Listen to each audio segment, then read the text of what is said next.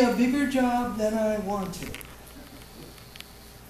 Pa went into the woodshed and came out with an armload of wood, the wood I'd spent all summer hauling down from the mountain and then all fall sawing into blocks and splitting.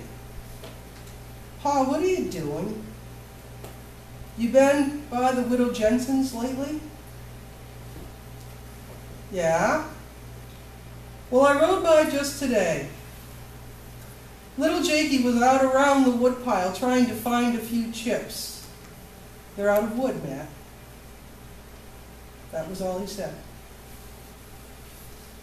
We loaded the sled so high that I began to wonder if the horses would be able to pull it. Pa called a halt to our loading, went into the smokehouse, took down a big ham and a side of bacon, handed them to me, and told me to put them in the sled and wait. When he came back, he was carrying a sack of flour on his shoulder and a smaller sack of something in his other hand. What's in the little sack? Shoes. They're out of shoes. Little Jakey just had gunny sacks wrapped around his feet when he was out in the woodpile this morning. I got the children a little candy, too. We rode the 2 miles to Widow Jensen's pretty much in silence. I tried to think through what Pa was doing. We didn't have much by worldly standards. We did have a big woodpile, or at least we used to. We also had meat and flour, so we could spare that, but I knew we didn't have any money, so why was he buying them shoes and candy? Widow Jensen had closer neighbors than us. It shouldn't have been our concern. We came in from the blind side of the Jensen house and unloaded the wood as quietly as possible, then took the meat and flour and shoes to the door. We knocked, and the door opened a crack, and a timid voice said, "Who is it?" "Lucas Miles, ma'am, and my son Matt. Could we come in for a bit?" She opened the door and let us in. She had a blanket wrapped around her, and the children were wrapped in another blanket.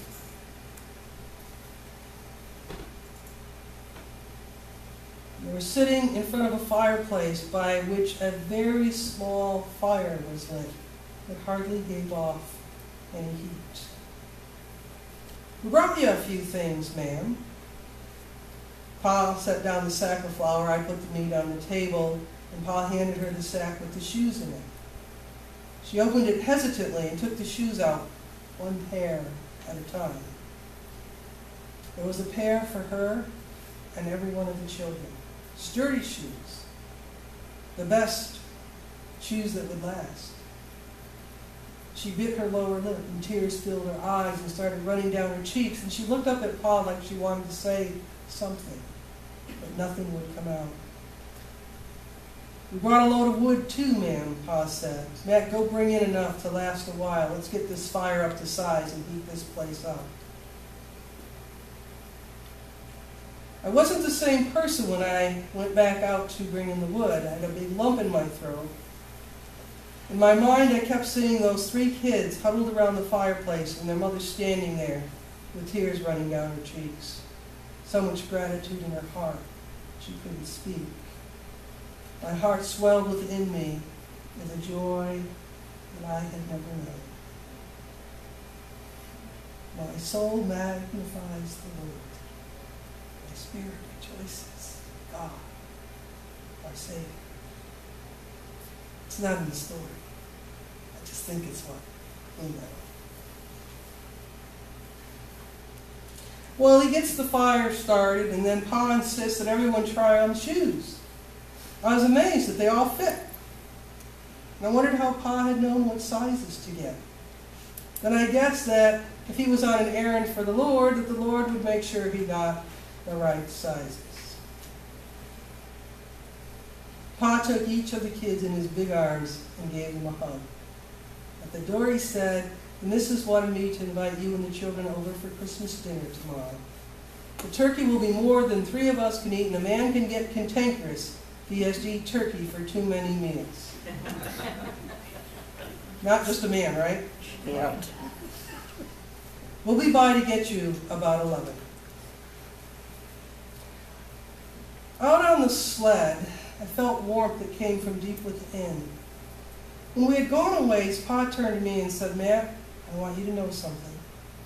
Your mom and me have been tucking a little money away here and there all year so we could buy that rifle for you.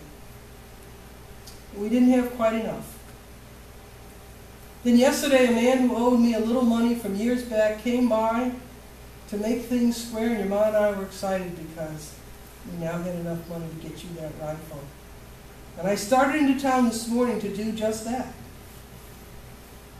But on the way, I saw little Jakey scratching in the wood pile, his feet wrapped in gunny sacks, and I knew what I had to do. Son, I spent the money for shoes and a little candy for those children. I hope you understand.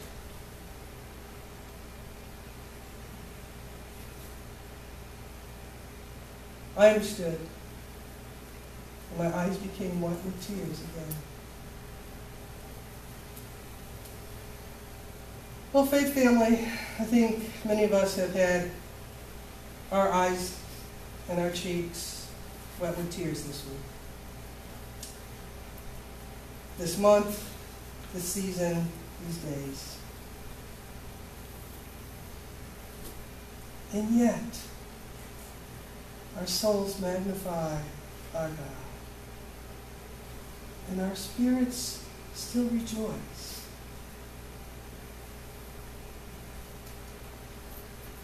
And so we shall fill those backpacks for the least. We shall bring shoes and boots and blankets for the last.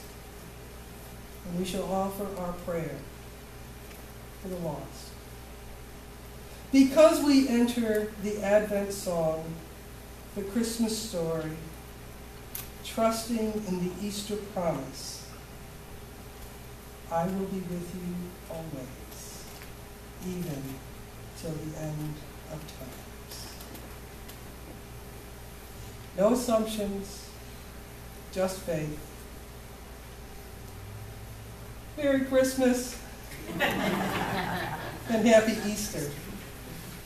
Because we said on Easter that every day is Easter. May we always remember the resurrection. Amen.